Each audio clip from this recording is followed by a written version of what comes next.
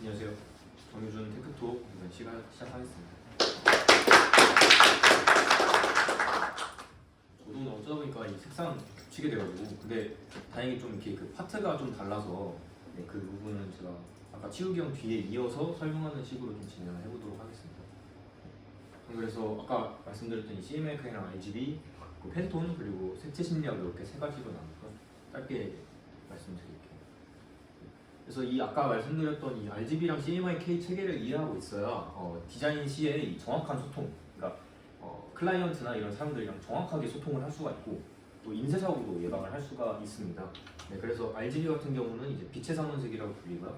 CMYK는 물감이나 잉크 등을 사용하는 이 어떤 프린트 할 때의 색상 체계를 의미를 합니다. CMYK는 이제 사이안이랑 마젠타, 옐로우 그리고 블랙까지 함께 사용을 해서 석빛이 어두워지는 이런 감성음악을 이용해서 색을 구현을 하게 되고요.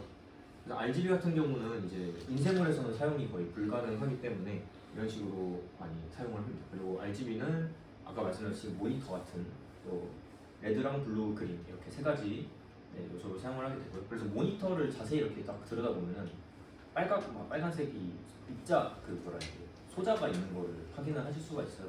그게 이제 바로 RGB를 이용한 색 구현이라고 보시면 될 것 같습니다. 이게 사실은 색 영역의 차이예요. 그러니까 CMYK가 구현할 수 있는 색 영역이 요만큼이면 RGB는 그것보다 좀 넓은 영역을 구현을 할 수 있기 때문에 상대적으로 좀 더 이제 명확한 색을 볼 수가 있는 거고요.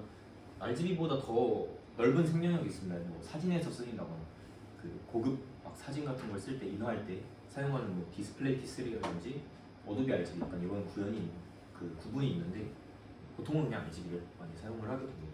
근데 그러면 이 RGB에서 사용하고 싶은 이 되게 막 쨍한 색깔들 이런 색깔을 쓰고 싶을 때는 어떻게 해야 될까요? CMYK는 구현을 못하는데 그럴 때 이제 이 팬톤 컬러라는 걸 사용을 합니다. 이거는 이제 올해 컬러라고 이제 팬톤이 제시해준 24년도의 이제 컬러고요. 팬톤은 일단 세계에서 좀 가장 유명한 색상 회사입니다. 사실상 거의 이 색상 부분에서는 독점 기업이라고 할 수가 있겠고요. 특수하고 좀 사용할 만한 색들을 많이 분류를 해서 체계를 잡아놓은 상태입니다. 그러니까 인쇄, 디지털, 그리고 인테리어 등과 같이 어떤 재료나 매체에 따라서 이 같은 색이라고 말을 했는데 뭐 벽에다 페인트를 발라보면 다르게 색깔이 보인다든지 모니터랑 그러니까 이런 문제가 있을 수 있어서 아예 모든 환경에서 똑같이 색이 보일 수 있도록 이 색을 통일해서 지정해주는 그런 작업을 하고 있는 곳이 바로 팬톤 회사입니다. 그리고 또 이제 이렇게 매년마다 그 해의 트렌드 색상을 이제 제시를 해줘요. 이 제시를 해주는 게 특히 패션 부분에서 좀 많이 사용이 되는데, 뭐 SS 2024년 SS 스프링 서머 패션 위크라든지 약간 이런 거에서 이제 막 보면은 이 유명한 디자이너들이 많이 옷 같은 거 보면 이런 색감을 많이 사용을 합니다. 그러니까 이번 연도에 어떻게 색을 사용해야 하나? 라는 어떤 추구해야 할 방향을 좀 제시해 준다고 보시면 될 것 같고요. 그래서 팬톤에서는 이거를 이제 인쇄 같은 거를 할 때도 모니터에서 이 색을 딱 찍었는데 이게 CMYK로 표현이 안 돼. 그러면 이거랑 최대한 비슷한 팬톤 컬러 값을 찾아서 그걸 이제 인쇄소에다가 말을 해줍니다. 저 팬톤 16-뭐 몇이 써주세요. 하면은 그 잉크를 이제 구에다가 사용을 하는 약간 별색이라고 부르는데 그런 작업을 이제 해서 색깔을 똑같이 구현을 합니다. 인쇄물에서. 그런 일을 하는 중요한 회사라고 보시면 될 것 같고요. 좀 색을 쓸 때 많이 비쌉니다. 비싼 게 좀 단점이에요.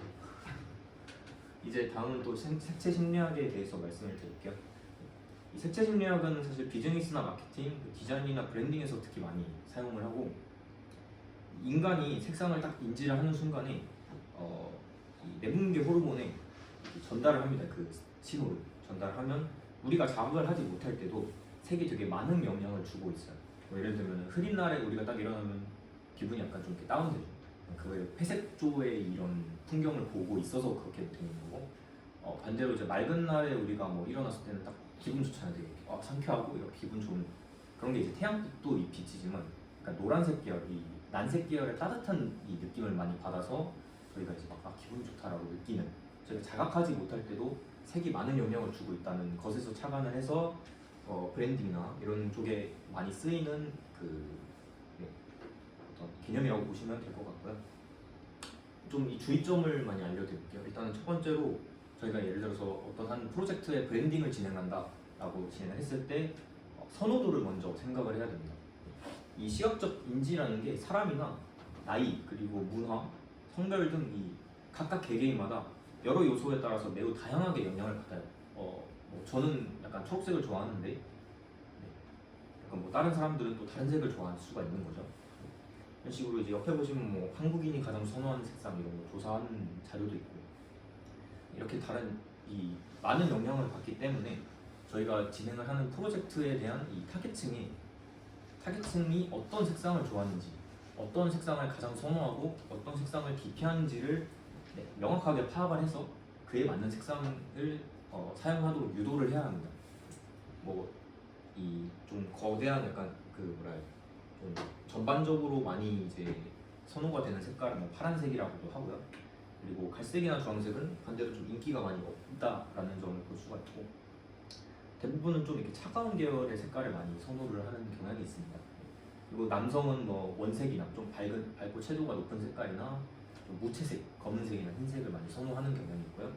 여성분들은 뭐 파스텔 톤이 약간 이렇게 밝고 약간 귀엽다라고 느낄 수 있을 만한 색깔을 많이 선호하는 경향이 있습니다. 뭐 누구나 다 그렇다는 건 아니지만 보편적으로 그렇다라는 거를 주의를 해서 브랜딩을 해야 된다는 것을 말씀을 드리고요.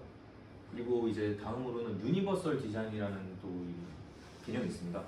이건 이제 모든 사람을 위한 디자인이라는 뜻이고 이런 어떤 연령, 성별 이렇게 다양한 이 사람 간의 이 차이점에 대해서 이거에 대해서 관계없이 누구나 편안하게 이 색상을 인지하고 이해할 수 있도록 디자인을 하는 것을 말합니다. 특히 색깔 같은 경우에는 이 색각 이상이신 분들이 있죠. 정육생민이라든지 아니면 청록생민 이런 분들도 쉽게 색상을 이해하고 사용할 수 있도록 디자인을 하는 거 말합니다. 네. 그래서 특히 여기 보시면은 이 그래프가 잘 안 보이긴 하는데 이거는 이제 일반인들이 보는 색깔이고요. 여기 아래는 뭐 이제 약간 색각이 있으신 분들이 볼 때 어떻게 느껴지는가를 저희 입장에서 최대한 표현을 한 거고, 이 아래는 이번에 이제 저희 그 지하철 노선도가 또 새롭게 개편이 되잖아요. 2호선이 동그란 느낌으로. 근데 이게 비판을 받는 이유 중에 하나가 옆에 보시면 이게 채도랑 명도를 좀 낮췄습니다. 이게 어떤 거냐면 이 색각 이상자분들이 보시기에 약간 이렇게 느껴질 수 있다. 왜냐면 이 노선마다 차이가 없고 다 비슷비슷하게 보여서 이 노선에 대한 구분이 잘 안 간다. 그래서 이제 좀 많이 질타를 받고 있는 그런 디자인입니다. 특히 공공재 시설 같은 경우는 유니버설 디자인을 많이 고려를 해서 디자인을 해야 되고요. 사실 저희 서비스 같은 경우에는 멘보샵 같은 경우에는 그냥 웹사이트 일반적인 웹사이트다 보니까 이 경우 많이 고려할 필요는 없는데 좀 공공시설이나 아니면 약간 공공시설, 그러니까 거의 대부분의 사람들이 사용하는 이런 시설이나 어떤 디자인이 들어가는 요소에는 무조건 유니버설 디자인을 고려를 하셔야 된다는 점을 알려드립니다. 마지막으로는 이제 색 신상이라는 게 있습니다. 이거 아까 치욱이 형이 아까 말씀을 하신 건데 색 자체가 주는 느낌이 이 브랜드에서 생각보다 좀 훨씬 직접적인 이미지를 느끼게 해줍니다. 카카오톡 같은 거 보시면 노란색 보시면 약간 어떤 느낌이 들죠? 좀 따뜻하고 친근한 느낌이 많이 들죠. 그걸 그 카카오톡 개발자들도 그냥 카카오니까 노란색을 쓰자가 아니라 이 노란색을 왜 쓰냐? 그러면 이게 채팅 어플이니까 채팅하는 그거니까 친근하게 익숙하게 다가갈 수 있도록 노란색을 쓰자라는 이 이유에서 이제 근거를 바탕으로 색상을 썼다고 할 수가 있겠고요. 네이버도 마찬가지고 네이버는 이제 검색 포털 사이트다 보니까 신뢰성을 줘야죠. 그래서 이제 초록색을 많이 사용을 하는 그런 게 있고요. 이런 식으로 이제 이 신상에 따라서도 디자인을 잘 주의해서 해야 된다는 점을 보여드리고 있습니다.